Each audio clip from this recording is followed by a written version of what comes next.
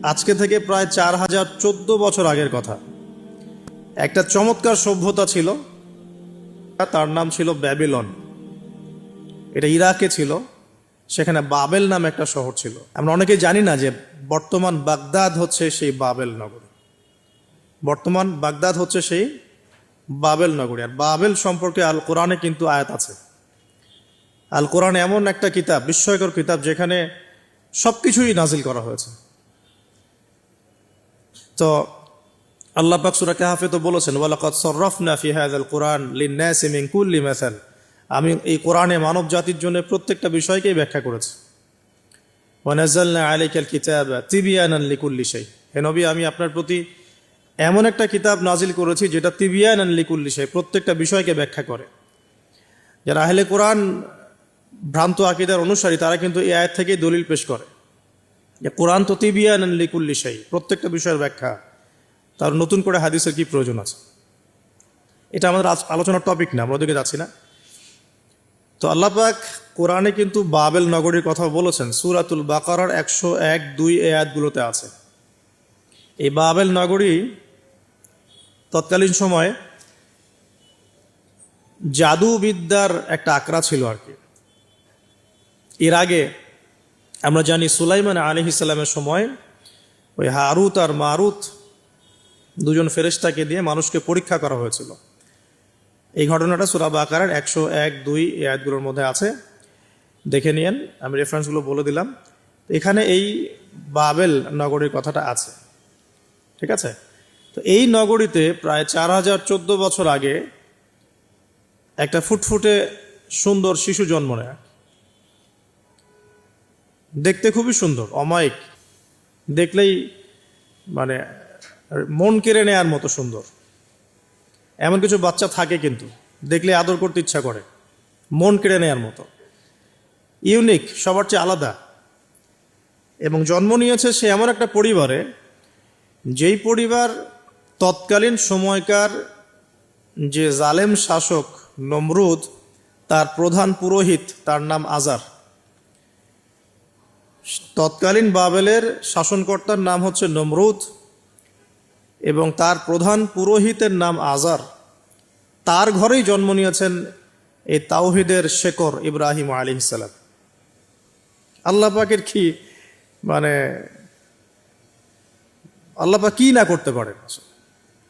যেখানেই আবু জেহেল সেখানেই মুহাম্মদ সাল্লাল্লাহু আলাইহি ওয়াসাল্লামের জন্ম হয়। যেখানেই নমরুদ সেখানেই ইব্রাহিমের মতো মানুষ আসেন। যেখানেই ফেরাউন সেখানে আবার মূসা আসেন। মূসাকে আল্লাহ রাব্বুল আলামিন ফেরাউনের ঘরেই মানুষ করলেন। ইব্রাহিম আলাইহিস সালামকে আল্লাহ পাক আজারের ঘরেই মানুষ করলেন। আজকে আমরা দেখি এরকম সিটি অফ আখিরুজ্জামানে কিছু কিছু দিনী বোন চেহারা না দেখানোর জন্য আন্দোলন করছে। চিন্তা করতে পারেন, যেখানে যত বেশি জাহেলিয়াত সেখানে তত পাক্কা মুসল্লি জন্ম নেবে, মুমিন জন্ম নেবে ইনশাআল্লাহ। যেখানে যত বেশি জাহেলিয়াত সেখানে তত শক্তিশালী মুমিনদের জন্ম হবে ইনশাআল্লাহ। তো এখন তৎকালীন নমরুদ যে সভ্যতার অধিবাসী ছিল, এই সভ্যতাটাকে আমরা বলি কালাদীয় সভ্যতা। এটাকে কালাদীয় সভ্যতা বলা হয়। এটা মূলত জাদুর জন্য একটু বিখ্যাত ছিল, যেটা রেফারেন্স আমি দিলাম সুলাইমান আলাইহিস সালামের যুগ থেকে। এখানে আজারের ঘরে জন্ম নিয়েছেন আমাদের নবীগণের পিতা, মুসলিম জাতির পিতা ইব্রাহিম আলাইহিস সালাম। সুবহানাল্লাহ। বলা বাহুল্য যে নমরুদ কিন্তু 400 বছর বেঁচে ছিল এবং 400 বছর হায়াত পাওয়ার পরে সে মনে করছিল যে সে কখনো মারা যাবে না। এরপরেই সে নিজেকে খোদা দাবি করা শুরু করেছে আর কি। এই বাচ্চা ছেলেটা বড় হতে লাগলো। যারা সমাজকে পরিবর্তন করে তারা কিন্তু সমাজের স্রোতে গা ভাসায় না। নবী সাল্লাল্লাহু আলাইহি ওয়াসাল্লামের জন্মটা একটু মিলাই এটার সাথে। আমাদের নবীও ঠিক এরকমই একটা সমাজে জন্ম নিয়েছেন।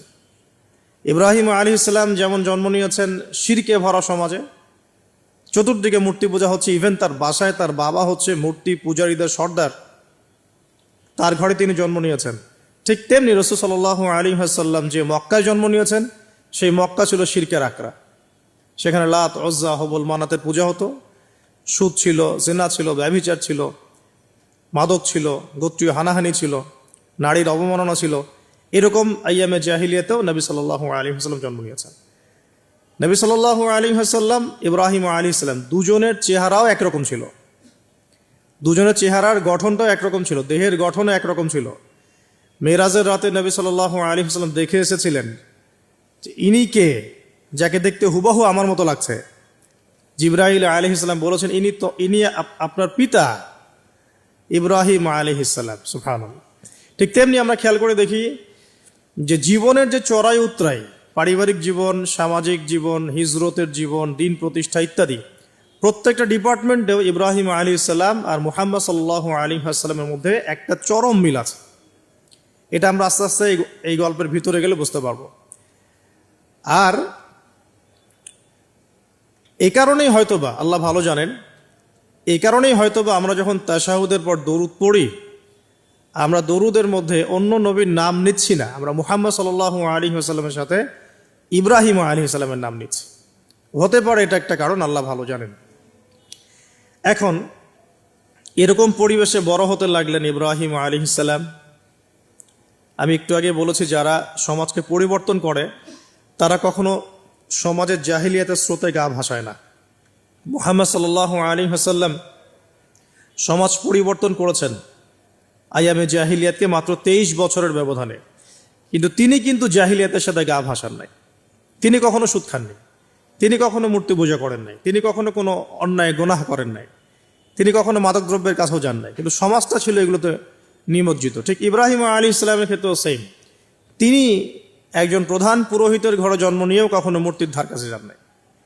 বরং একটু যখন বড় হচ্ছেন, একটু বড় বলতে ম্যাচিউরড, আমাদের টিকটক প্রজন্মের মতো না, এরা 20-30 বছর হয়ে গেল ম্যাচিউরড হয় না, বুদ্ধি প্রতিবন্ধী, বিকলাঙ্গ। ইভেন ইদানিং আমাদের মেয়েরা ছেলে হচ্ছে আর কি। আমাদের নারীরা এখন পুরুষত্ব দেখাচ্ছে, আর আমরা পুরুষেরা ফেসবুকে একটা স্ট্যাটাস দিয়ে ক্ষান্ত হয়ে থাকি। এইটুকু আমাদের দায়িত্ব উম্মার প্রতি। আর এখানে আমরা দক্ষতা অর্জন করেছি অনেক। আমরা মনে করি আমরা সবাই কিবোর্ড মুজাহিদ, আমরা এটা মনে করি। এটাই যুদ্ধ, এটাই জিহাদ। আর নারীরা মাঠে যুদ্ধ করছে এখন, সম্ভ্রমের জন্য, অধিকারের জন্য ইত্যাদি। ফ্যামিনিস্ট রেভলিউশনের দিকে তাকালেও তাই দেখা যায়। ছেলেরা এখন বেকার হয়ে যাচ্ছে, কিন্তু মেয়েরা স্বাবলম্বী হচ্ছে। তারা দিনদার নয়, এই মেয়েগুলো দিনদার নয়, কিন্তু জীবনে প্রতিষ্ঠিত হওয়ার জন্য লড়ছে, চ্যালেঞ্জ গ্রহণ করেছে। এটা ছেলেদের উচিত ছিল। তা আজারের ঘরে জন্ম নিয়ে সেই ইব্রাহিম কিন্তু চ্যালেঞ্জ গ্রহণকারী একটা ছেলে। সে এখন তার পিতাকে বলছে, কি বলছেন আমরা একটু কোরআনের ভাষা শুনি। আল্লাহ রাব্বুল আলামিন বলেছেন, সূরা মারিয়ামের মধ্যে এসেছে ঘটনাটা 41 থেকে 45 নম্বর আয়াতের মধ্যে। আল্লাহ পাক বলছেন, ওয়াজকুর ফিল কিতাবি ইব্রাহিম বা'দা আউযু বিল্লাহি মিনাশ শাইতানির রাজীম। হে নবী মুহাম্মদ সাল্লাল্লাহু আলাইহি ওয়াসাল্লাম, আপনি এই কিতাবে ইব্রাহিমের ঘটনা বর্ণনা করুন। ইয ক্বালা লিআবিহি, যখন ইব্রাহিম তার বাবাকে বললেন, তার বাবা মানে আজারকে বললেন, ইয়া আবাতি, হে আমার বাবা, লিমা তা'বুদু, তুমি কেন ইবাদত করো এমন সত্তার, মা লা ইয়াসমাউ, যে শুনতে পারে না, ওয়ালা ইউবসিরু, দেখতেও পারে না, ওয়ালা ইউগনি আনকা শাইআ, তোমার কোনো উপকার করতে পারে না।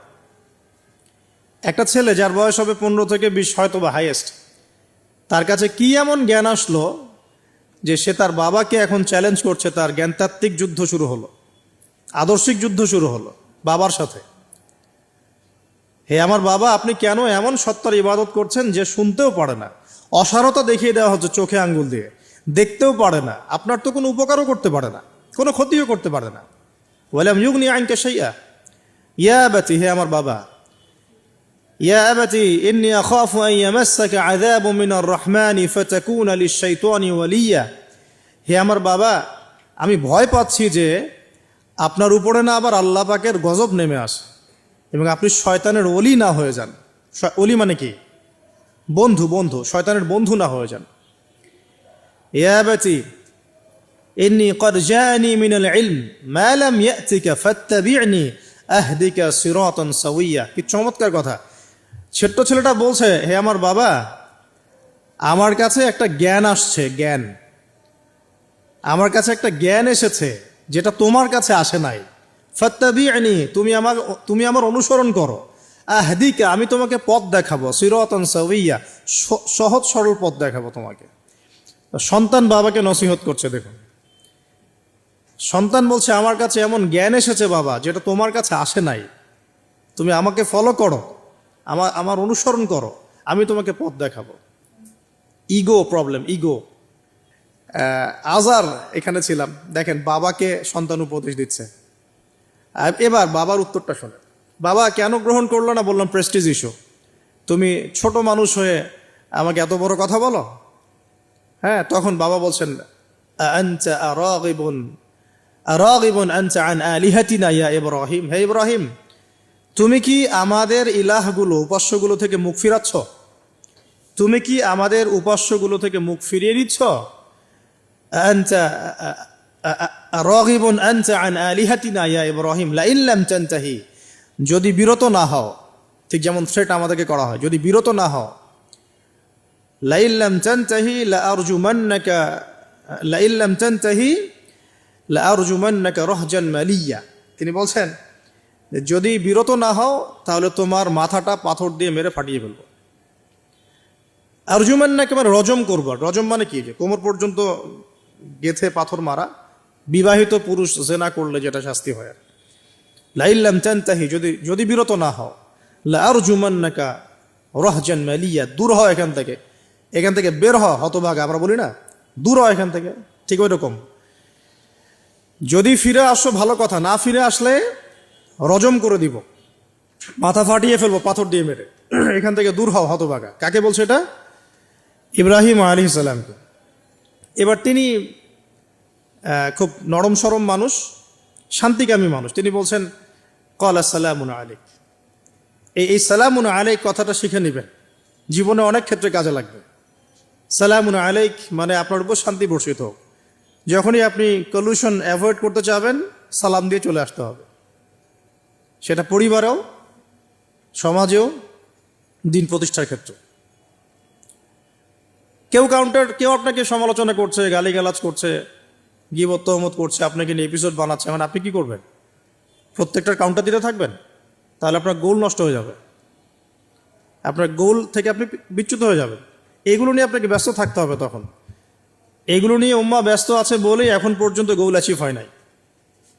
আমরা এগুলো নিয়ে ব্যস্ত আছি বলেই এখনো গোল অ্যাচিভ হয় নাই। তো এই কারণে ইব্রাহিম আলাইহিস সালামের সুন্নাহ হচ্ছে সালামুন আলাইক, তোমাদের উপর শান্তি বর্ষিত হোক। হ্যাঁ, তবে যে জায়গাটাতে দালিলিকভাবে জ্ঞানতাত্ত্বিক যুদ্ধ করতে হবে সেটা করতে হবে, সেটা অন্য ইস্যুস। তো ইব্রাহিম আলাইহিস সালামকে পরিবার ছাড়তে হলো। পরিবার মানে তার মাকে ছাড়তে হলো, তার বাবাকে ছাড়তে হলো। তার কোনো অপরাধ আছে? ইব্রাহিম আলাইহিস সালামের কোনো অপরাধ আছে? না। এখন আমরা তো অনেক সময় মনে করি আমি তো নিরপরাধ, নির্দোষ, তাহলে আমার উপরেই কেন এরকম হচ্ছে? ইব্রাহিম আলাইহিস সালামের কোনো অপরাধ আছে? নাই। তাকে ঘর ছাড়তে হলো, বাড়ি ছাড়তে হলো, তার বাবা তাকে বের করে দিলেন। এখান থেকে লেসন নিয়ে নেন, আজকের প্রথম লেসন, যে আপনি আমি যদি হকের উপর থাকি, সর্বপ্রথম বাধাটা পরিবার থেকে আসতে পারে। কারণ সবার পরিবার একরকম না। এখনকার মেজরিটি সংখ্যক পরিবারগুলোই জাহেল, একদম জাহেল, বস্তুবাদী, জানোয়ারের মতো। মানে খাও দাও, সেক্সুয়াল সম্পর্ক, বিয়ে শাদী, সন্তান, এর বাইরে কিচ্ছু চিন্তা করতে পারে না। দুনিয়া আর দুনিয়া, এর বাইরে কিচ্ছু চিন্তা করতে পারে না। ইল্লা মাশা আল্লাহ, কিছু পরিবার আছে এর বাইরে, তাদের কথা আলাদা। সবাই তো আর ছোটবেলা থেকে আধ্যাত্মিক পরিবার পায় নাই, দিনই পরিবার পান নাই। আর এটার পরিমাণ দিন দিন কমেই আসছে। ম্যাক্সিমাম পরিবার এখন জাহান্নামের টুকরা আর কি। আল্লাহ পাক পরিবারকে বলেছেন জাহান্নাম থেকে বাঁচাও, কু আনফুসাকুম ওয়া আহলিকুম নারা। এখন ওই পরিবারই হয়ে গেছে জাহান্নামের টুকরা। আপনি দিনের পথে চলতে চাইলে প্রথম হোঁচটটা পরিবার থেকে খেতে পারেন। এটা ইব্রাহিম আলাইহিস সালামের জীবনেও যেমন হয়েছে, মুহাম্মদ সাল্লাল্লাহু আলাইহি ওয়াসাল্লাম জীবনেও সেম। ওই যে মিলাচ্ছিলাম কিভাবে, তার ক্ষেত্রেও সেম। চাচারা শত্রু না? চাচারা শত্রু, আশপাশের মানুষ শত্রু। চাচা এসে বাড়ির সামনে খড়কুটা ফেলে দিয়ে যায়, চাচি এসে ময়লা আবর্জনা ফেলে দিয়ে যায়, কেউ গালি দেয়, কত সমস্যা। যখন নিজের মানুষরা আপনার এগেনস্টে চলে যায় তখন মনটা ভেঙে যাবে, স্বাভাবিক।